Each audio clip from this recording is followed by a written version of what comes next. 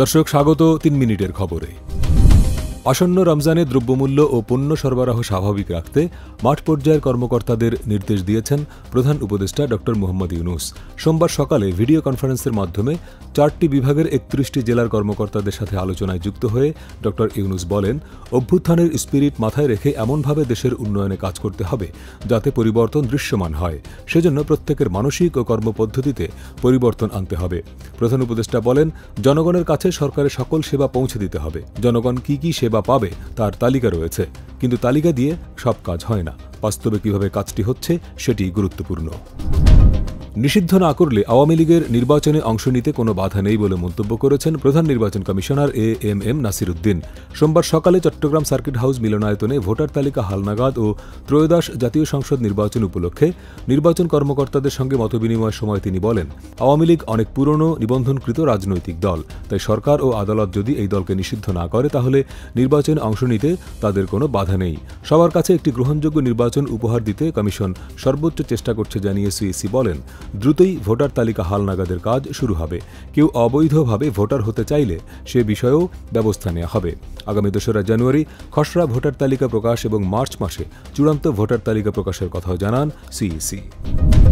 স্বরাষ্ট্র উপদেষ্টা জাহাঙ্গীর আলম চৌধুরী যখন টেকনাফ সীমান্ত পরিদর্শন করছিলেন তখন সেখানে বনকর্মীসহ ১৯ শ্রমিককে অপহরণ করেছে সন্ত্রাসীরা। সোমবার সকাল ১০টার দিকে টেকনাফ উপজেলার নীলা ইউনিয়নের জাদিমোরা পাহাড় থেকে তাদের অপহরণ করা হয়। এই তথ্য নিশ্চিত করেছেন টেকনাফ উপজেলা নির্বাহী কর্মকর্তা শেখ এহসান উদ্দিন। অপহৃতদের মধ্যে ৩ জন বনকর্মী এবং বাকি ১৬ জন শ্রমিক। টেকনাফের জাদিমোরা পাহাড়ে বিভিন্ন গাছের চারা রোপণ করতে গেলে ডাকাতরা অস্ত্রের মুখে জিম্মি করে তাদেরকে ধরে নিয়ে যায়। খবর পেয়ে বন বিভাগ, আইনশৃঙ্খলা বাহিনী ও স্থানীয়রা তাদের উদ্ধারের অভিযানে নামে। এদিকে স্বরাষ্ট্র উপদেষ্টা বলেছেন, সীমান্তে যেকোনো পরিস্থিতি মোকাবেলায় সরকার প্রস্তুত আছে।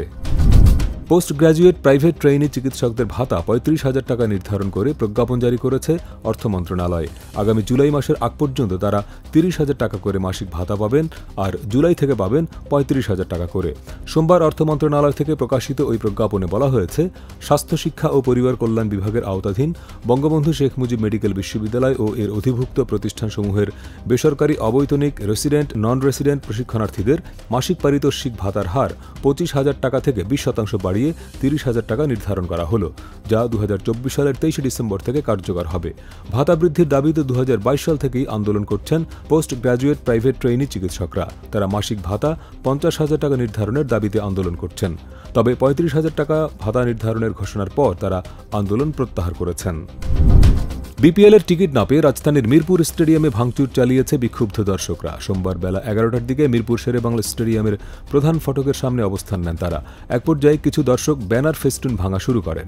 মুহূর্তেই পরিস্থিতি ভয়ঙ্কর রূপ নেয়। পরবর্তীতে হোম অব ক্রিকেট খ্যাত শেরেবাংলার প্রধান ফটকেও ভাঙচুর চালায় বিক্ষুব্ধ দর্শকরা। কয়েকটি লোহার গেটও ভেঙে ফেলে তারা। বিপিএলের টিকিট নিয়ে রবিবারই দর্শকদের মধ্যে বিক্ষোভ দেখা দেয়। পরে সমালোচনার মুখে টুর্নামেন্ট শুরুর আগ মুহূর্তে টিকিট বিক্রির ঘোষণা দেয় বিসিবি। এর মধ্যে রবিবার সন্ধ্যায়ও বেশ কয়েক জায়গায় টিকিট নিয়ে হট্টগোলের খবর পাওয়া যায়। এতক্ষণ সাথে থাকার জন্য ধন্যবাদ।